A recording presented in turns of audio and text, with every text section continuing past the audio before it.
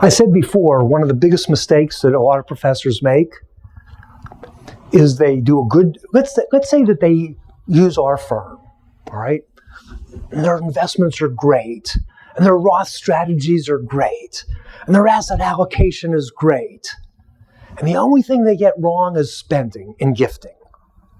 So what happens to their portfolios over time? Higher, higher, higher, higher, higher. Death, big taxes, kids get money when they're 60. Lousy plan. Maybe it makes some sense to help the kids along the way. Help them, if somebody wanted to help their kid with a house, even if they go into their IRA. Well, that's a good idea. In your example, that you had already died, but maybe you have a big IRA. Let's say, I'm sorry, what's your name? All right, so let's say Frank has a big IRA right now, all right? And he has a kid who wants to buy a house. And Frank wants to help him with the house, but all he has is an IRA. He has a $4 million IRA, and his kid is broke, and he wants to help him out with a couple $100,000 now. The thing was, he lived in Los Angeles. Let's put it that way, okay? All right.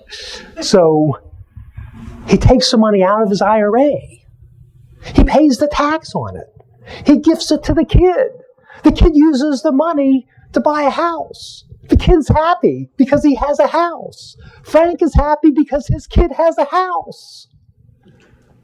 But you have to pay tax on the $400,000 IRA distribution. That's okay. He has it.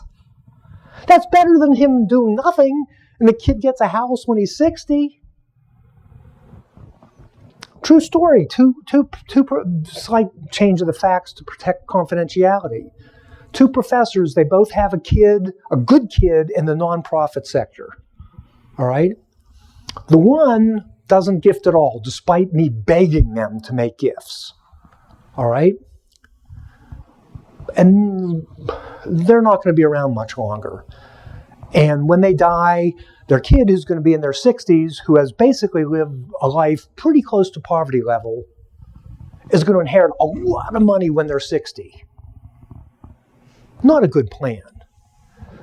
Other professor has helped their kid all along, helped them with a house, helped them with tuition for their kids, helped them with a 529 plan, etc. So they won't inherit as much when parents die and they're 60, but they'll have had the use of the money. Somebody else bought a house next door for their kid, so their kid can live next door to them. Maybe a little close for some of you, but boy, isn't that a good strategy for some of you? All right? So sometimes it just makes sense. Cash in some IRA, pay the tax, and gift it to your kids. The other thing is, it doesn't have to be for a house. It can just be for a kid to put money into their own Roth. Or to help the kid with expenses, or by the way, a 529 plan. You cash in an IRA, you pay the tax, you take the difference, you give it to your kid, and your kid sets up a 529 plan. So basically, it's still going to be growing tax-free, except now it's outside of your estate, which is another advantage. Life insurance, same. By the way, life insurance is just like a Roth, right?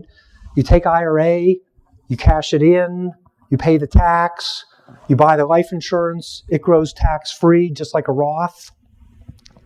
You die, and the money, no income tax, no estate tax. You know, the gut reaction of most professors to life insurance is they'd rather have a root canal. And I get it, but math is math. And sometimes it makes sense.